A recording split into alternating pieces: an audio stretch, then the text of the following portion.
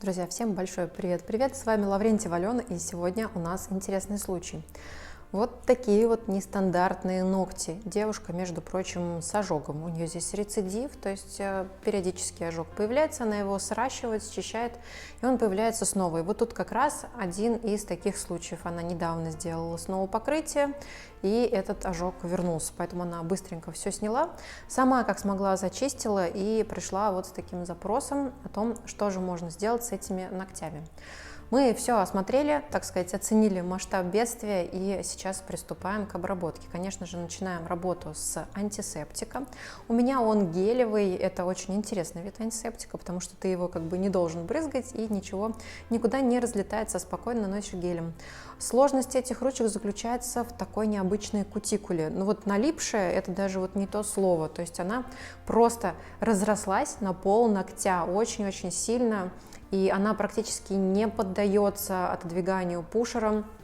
Как видите, я сделала одну проходку, сейчас делаю вторую проходку. И секрет работы с такой кутикулой заключается как раз в том, что мы должны идти очень постепенно. То есть не нужно пытаться за одно движение пушером прям вот отодвинуть все и навсегда, а потихонечку маленькими шажками. И главное здесь найти то место, где она заканчивается. То есть вот у нас была в нашем случае кутикула прям до середины практически ногтевой пластины. И посмотрите, какая она сейчас большая. То есть я отодвинула, но отодвинула я ее не до конца, потому что она у нас не сдается, она очень крепко держится.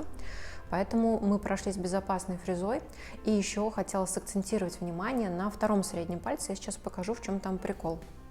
На первом мы первую часть, получается, поднятой кутикулы сейчас обрежем с помощью кусачек. Кусачки у меня от Nippon Nippers, как всегда, мои любимые N1212. Мы убрали большую часть ненужной кожи, и теперь с помощью фрезы, педикюрной капли с красно-синей насечкой осторожно начинаем проходиться тоже мелкими шажочками, каждый раз на долю миллиметра поглубже. Важно не залезать куда-то там в недры подкутикульные, потому что здесь элементарно нет кармана. А вот теперь другой средний палец, обратите внимание на эту зону, она очень необычная, и клиентка говорит, что там никогда не получается ничего отодвинуть. Я в том числе не справилась, то есть у меня не получилось сделать это ни пушером, ни апельсинкой, поэтому я взяла твердосплавную фрезу «Малышка», ту самую маленькую, которую я выпиливаю обычно изнутри, или гель возле кутикулы. И сейчас вот так страшно я прорабатываю, но это нужно для того, чтобы с ногтевой пластиной, как будто чистишь картошечку, срезать вот эту налипшую, слипшуюся часть кожи, потому что по-другому не получается. Но важно проходить по касательной и не нажимать на фрезу, не проваливаясь вовнутрь, иначе можно неплохо так распилить ноготь. Конечно, в этой зоне никакого кармана у нас просто не получится. То есть, ну вот бывает иногда такие места на кутикуле, которые вообще не раскрываются, они, знаете, такие прям дубовые. И чаще всего это бывает в местах бывших травм. То есть, скорее всего, когда-то что-то было с этим пальцем, но она уже не помнит.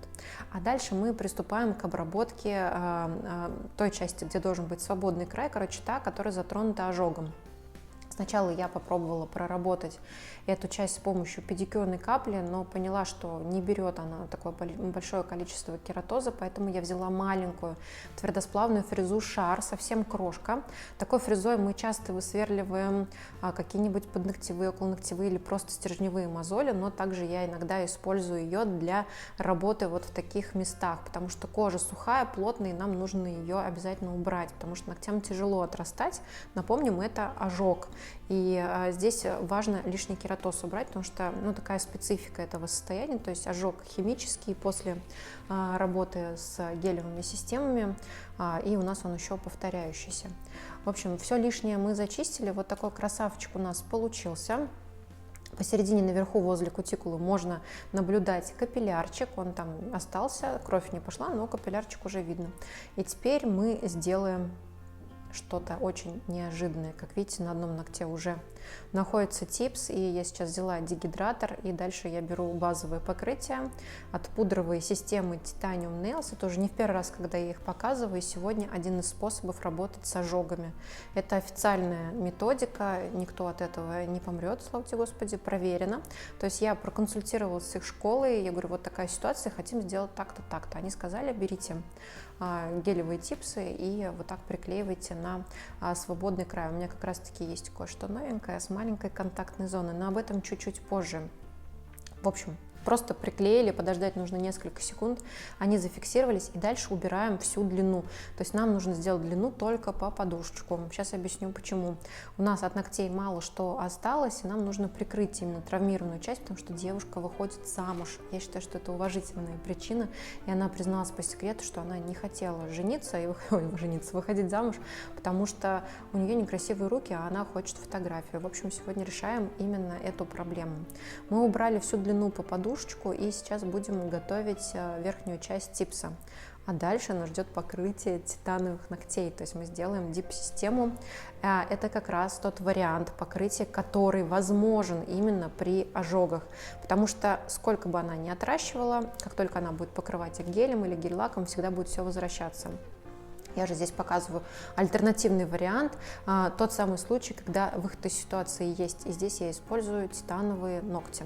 Это такая система очень интересная, то есть мы наносим так называемое базовое покрытие, оно похоже на клей, обмакиваем пальчик, прошу прощения за мутный экран, там у меня пыль прилипла, вот обмакиваем пальчик в пудру, она у нас прилипает, после чего она полимеризуется на воздухе, то есть у нас нет никакой лампы, нет никакого липкого слоя, в общем всего того, что обычно влияет на наши ногти.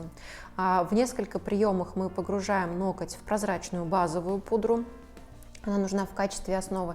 И дальше мы будем выбирать цвета. Выбирали между двумя вот такими, молочным и бежевым, оба с шиммером. Взяли вот такой цвет чайной розы с шиммером. И сейчас будем наносить его. Здесь у меня уже 2 слоя есть.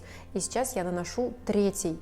И, кстати, хочу сказать, что такой способ покрытия ногтей, помимо того, что прекрасная альтернатива для тех, кто не может работать с гелевыми системами, это еще и очень быстро. На самом деле сушить в лампе не надо, особо ничего делать не надо, нас ждет только потом опил. Опил должен быть по схеме, чтобы ногти были не как лепешечки, а чтобы они были красивой формы.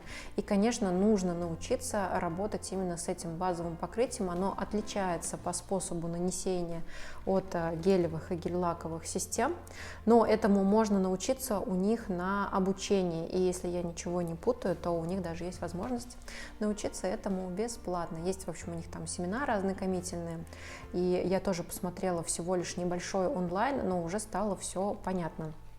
Я не могу сказать, что я прям профи в нанесении дип-систем, но тем не менее выглядит уже очень даже симпатично, даже на этом этапе, а сейчас, когда мы все опилим, будет классно.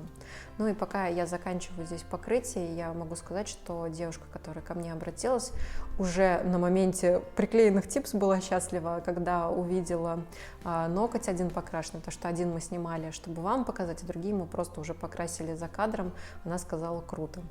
Вот, и она была рада и сказала, что теперь уже точно можно выходить замуж. Вот здесь вы наблюдаете нанесение активатора. Это специальная жидкость, которая помогает завершить процесс полимеризации. И ее я простукиваю так же, как акрил, то есть мне нужно, чтобы она застыла, на это требуется буквально пару минут, это очень быстро, еще раз повторяю. И сейчас мы переходим к опилу.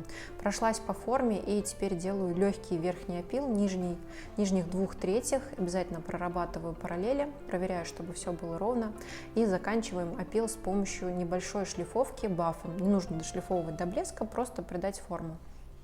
По необходимости можно проработать внутреннюю часть ногтевой пластины, так как у нас были типсики, там нужно кое-что подровнять. После опила снова наносим активатор и можно переходить к топу. Он уже красивенький, но сейчас нанесем топ. Он, кстати, наносится в 2 этапа также. То есть первый слой наносится немножко с отступом от кутикулы и боковых стенок. Здесь, кстати, ничего не выравнивается, все наносим в тонкий слой. А вот второй слой топа мы уже наносим по всему периметру нашего ноготочка и получаем красивый результат. Да, кто-то скажет, что это вот, недостаточно бликовые блики или там что-то еще, но нужно обязательно вспомнить, как же эти ногти выглядели до. Я сейчас покажу. Вот, кстати, смотрите, один опиленный готовый, а все остальные пока пельмешечки, да, пока пирожочки. Вот так они выглядят. Хотя она говорила, давай, может, матовым оставим красиво. Но я сказала нет, потому что не будут держаться. Смотрите, в углу я вам разместила наше до. Вот такие ногти были, и вот сейчас они стали. Да, здесь есть вопрос к среднему пальцу, мне не получилось сделать его уже. Надо попробовать с поджатием этой техники, посмотреть, что можно сделать. Но в общем и целом я считаю, что результат очень крутой. Да, не сильно ровные блики, но зато невеста будет с ногтями, и у нее будет красивая фотография с кольцами. Я считаю, что круто. Ну а теперь давайте в комментариях обсудим, кто что думает о таком способе. Варианты или нет?